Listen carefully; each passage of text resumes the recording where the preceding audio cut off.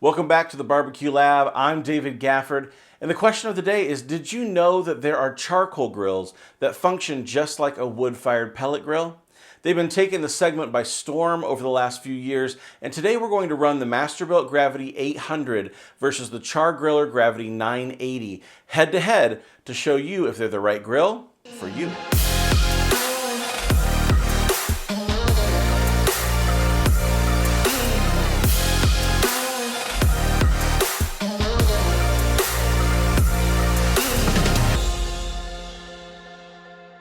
We've been cooking on both of these grills for over 6 months, so it's time to give you our insights if the Gravity charcoal design is worth the hype. Now today we're going to help you decide which unit is better and if they're worth your hard-earned money. Now here's how we tested each unit. We devised a series of criteria that we wanted to know how each grill performed in and ran those tests.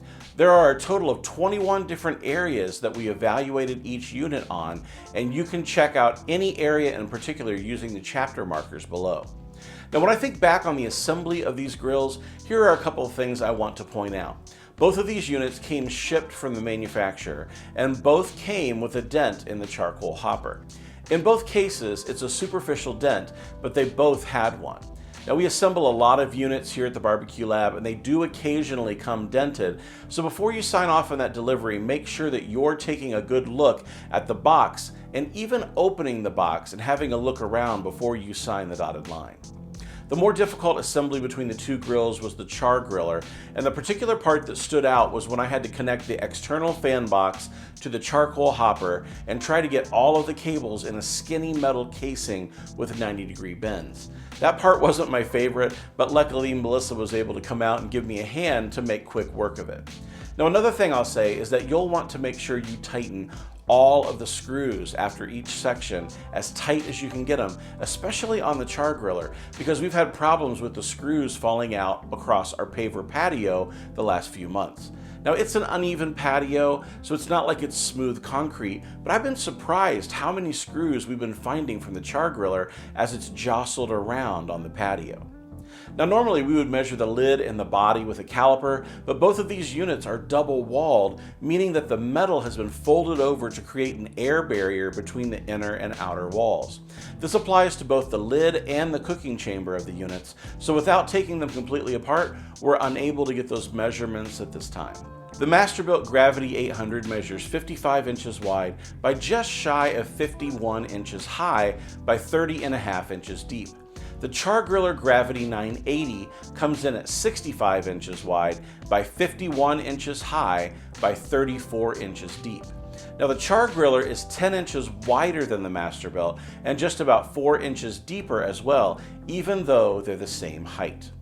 The Masterbuilt weighs in at 204 pounds and the Char-Griller weighs in 9 pounds heavier at a total of 213 pounds. I find this interesting since the Char-Griller moves around like it weighs much more than the Masterbuilt, but these are the weights that were reported to us from the manufacturer. Unless we buy a freight scale, we'll just have to take their word for it.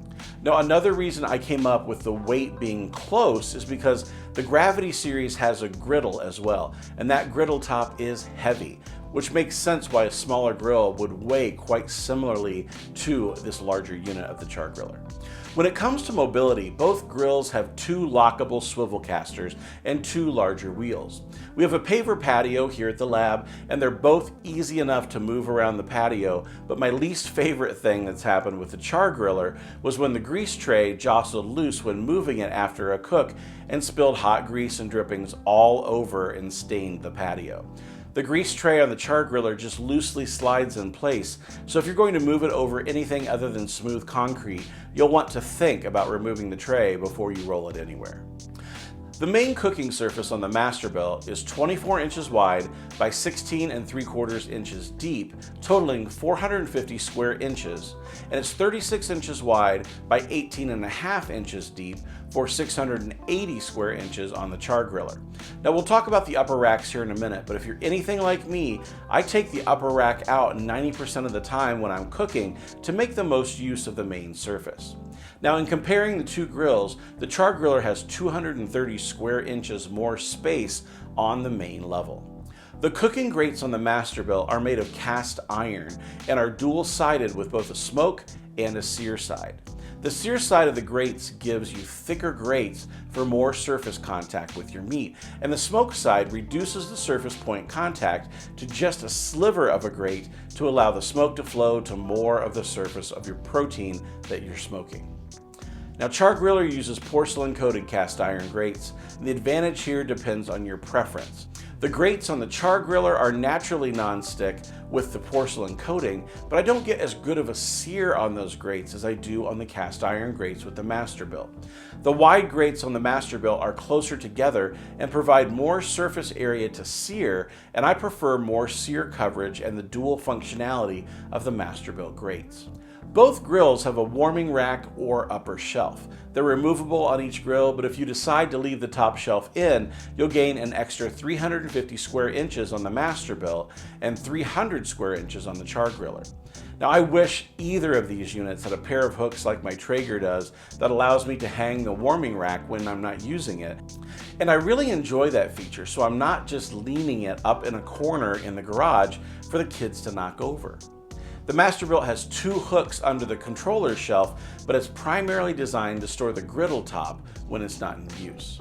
The Char-Griller does have a bottom storage shelf, but I find that my warming rack slides off that shelf when we move it around the patio between use and storage. With the warming rack in use, the cooking height of the Char-Griller is 3.5 inches below and 6.5 inches above. In total, the Char-Griller has 9.5 inches of vertical cooking space.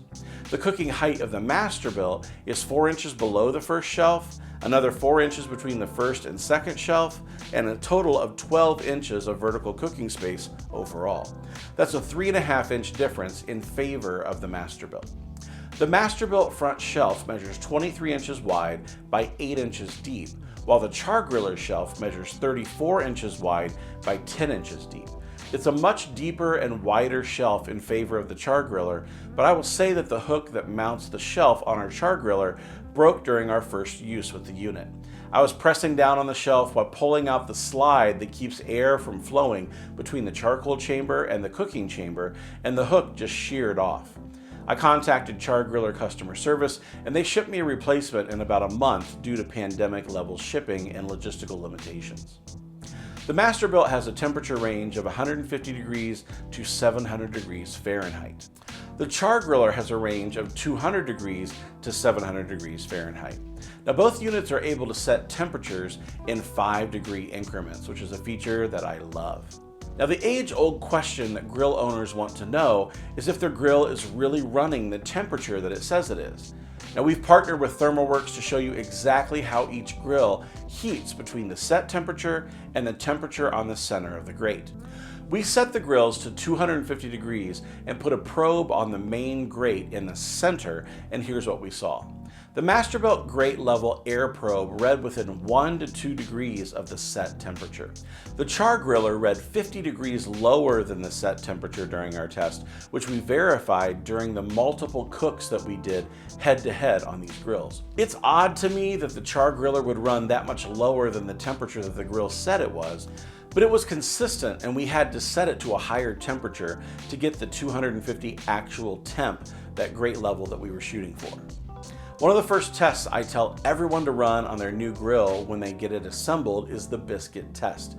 Just buy 1 or 2 cans of pre-made biscuits from the grocery, set the grill to the recommended cooking temperature, put the biscuits directly on the grate, close the lid, and set a timer.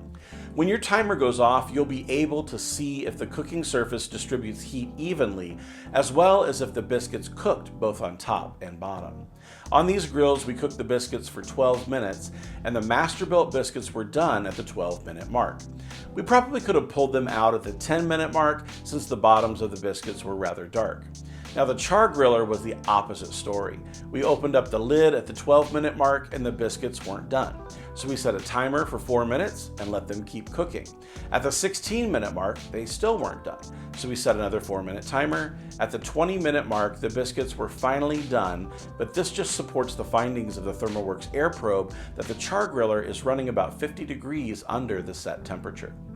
Now, there have been multiple questions on the web about how both of these units perform when it comes to making the most out of the charcoal they have inside.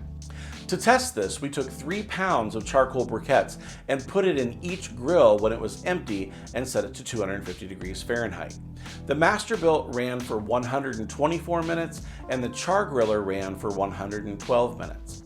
The Masterbuilt held at 250 degrees and the Char-Griller maxed out at 225 for this test. My hypothesis for the shorter runtime for the Char-Griller is that the grates are further apart than the Masterbuilt at the bottom of the charcoal hopper, and briquettes were falling through before they're completely consumed. Now, there are more ways to get scientific with burn time, but for a free video on YouTube, I think this is as far as we'll go. To test the smoking capabilities on each cooker, we put a rack of baby back ribs to the test. On the rib cook, you can tell the difference in temperature again, as the Masterbuilt ribs shrank down in size due to the higher heat and had more pullback from the bones. So here's a shot of the Masterbuilt ribs when they were finished, and here's a shot of the Char-Griller ribs when we pulled them off. For a grilling test, we cooked one of our family favorite dinners of marinated chicken breasts. Since both of these grills have a high setting of 700 degrees, they're both grilling machines. Now, the cast iron grates on the Masterbuilt really shine when it comes to grilling, with the grill side of the grates having such wide grate lines for maximum searing potential. The only difference for me in the grilling test was that there was more sear on the Masterbuilt chicken than the Char-Griller. One of the differences that we haven't talked about between these two grills is that one of them is also a charcoal fuel griddle. The Masterbuilt 800 series comes with a cast iron griddle top that you can replace the grill grates with. It's incredibly heavy, which means that it retains heat very well for searing.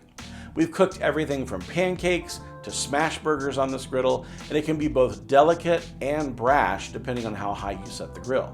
This is the first charcoal griddle that I've had the pleasure to use, and it's a lot of fun. It makes the Masterbuilt Gravity Series 800 a true all-in-one package. That about wraps it up on the Masterbuilt versus Char-Griller Gravity Charcoal Grill head-to-head. The question is, do you think that the Charcoal Gravity feed style grill is right for you? Leave us a comment below and let us know what you think of the Gravity style of charcoal grill. If you'd like to check the current price and see if there's a sale going on for either of these grills, click the link below in the description. We keep tabs on the sales going on in the barbecue world, and if there's a sale, our link will direct you to the lowest price that we're aware of for this unit. If outdoor cooking is your thing, please consider giving the channel a subscription. We put about 3 videos out per week of the best in outdoor cooking and outdoor living, and we'd love to have you join us as we review what's too good to pass up and what you should just pass on in outdoor cooking. We're on all the major social media channels from Instagram, Facebook, and Twitter.